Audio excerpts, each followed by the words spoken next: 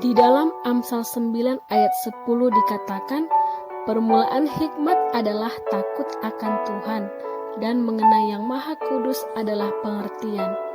Hikmat dalam bahasa Yunani adalah Sophia yang diterjemahkan dalam bahasa Inggris yaitu wisdom. Dengan demikian, ungkapan hikmat yang dimaksudkan adalah bersifat spiritual atau rohani.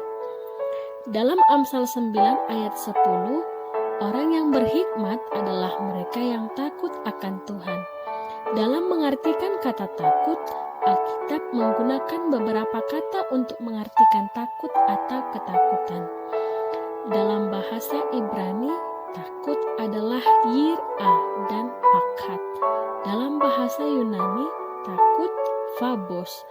Kata takut dalam hal ini bukanlah takut karena sesuatu yang ngeri, tetapi takut akan Tuhan merupakan ketakutan yang kudus, di mana sikap ini adalah dampak dari pengenalan orang percaya akan Allah yang hidup. Takut akan Tuhan adalah kesadaran akan kekudusan, keadilan, dan kebenarannya sebagai pasangan terhadap kasih dan pengampunannya, yaitu mengenal Dia dan memahami sepenuhnya siapakah Dia.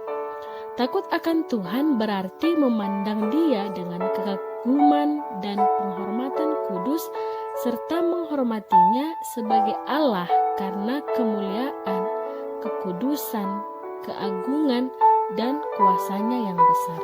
Kita boleh melihatnya dalam Filipi pasal 2 ayat 12. Dengan takut akan Tuhan, ada beberapa manfaat yang dapat kita peroleh, yaitu hikmat.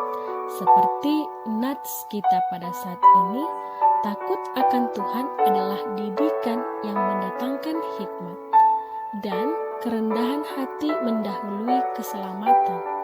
Yang kedua, dengan takut akan Tuhan, kita memperoleh pengetahuan.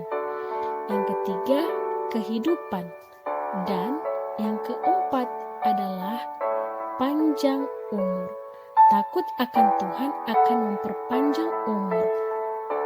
Demikianlah takut akan Tuhan yang menunjukkan permulaan hikmat di dalam hidup kita, yaitu dengan mengenal siapa sumber hikmat di dalam hidup kita. Sumber hikmat di dalam hidup kita adalah Allah Bapa yang turut dalam rupa Roh Kudus dan Yesus Kristus, seperti yang tertulis dalam 1 Korintus 2 ayat 6-16, Roh Kudus adalah roh hikmat dan roh kebenaran.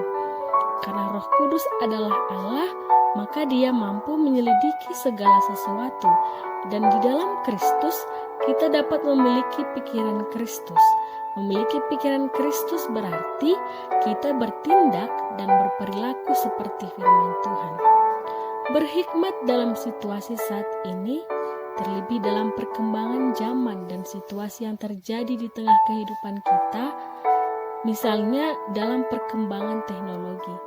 Bagaimana kita menggunakan teknologi dalam kehidupan kita saat ini, tentu dapat kita rasakan bahwa teknologi sangat membantu kita dalam melakukan setiap kegiatan kita, misalnya dalam bidang pendidikan, pekerjaan, komunikasi, dan informasi.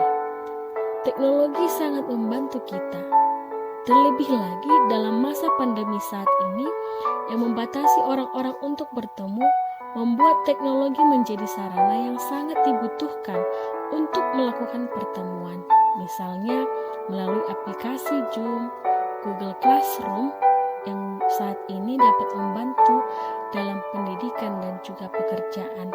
Selain itu, WhatsApp juga sangat dibutuhkan dalam berkomunikasi, dan Google Book juga memudahkan kita untuk menemukan buku-buku yang kita butuhkan. Tetapi dalam sisi yang lainnya, teknologi juga dapat menjadi ancaman.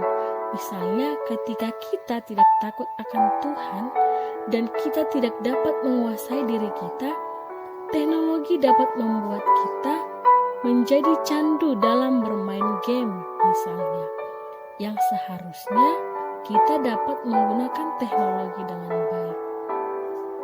Dengan demikian, Sebagai pengikut Kristus yang sudah berhikmat, marilah kita hendaknya menunjukkan seperti apakah perbuatan yang berhikmat, yaitu perbuatan yang takut akan Tuhan, yang mencintai hukum-Nya dan mengasihi Allah, yaitu dengan menggunakan teknologi secara positif yang membantu kita, yang dapat kita manfaatkan secara positif dalam kehidupan kita, sehingga dalam menunjukkan orang-orang Kristen yang berhikmat dalam kehidupan kita sehari-hari, kita dapat melakukan firman Allah, kita dapat melakukan hukum Allah dengan menaati setiap perintah Allah, sehingga takut akan Tuhan tidak dipahami sebagai sesuatu yang ngeri, tetapi mengasihi Allah dalam kehidupan kita.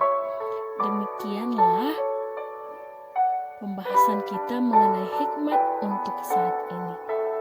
Shalom, damai sejahtera bagi kita. Tuhan Yesus memberkati.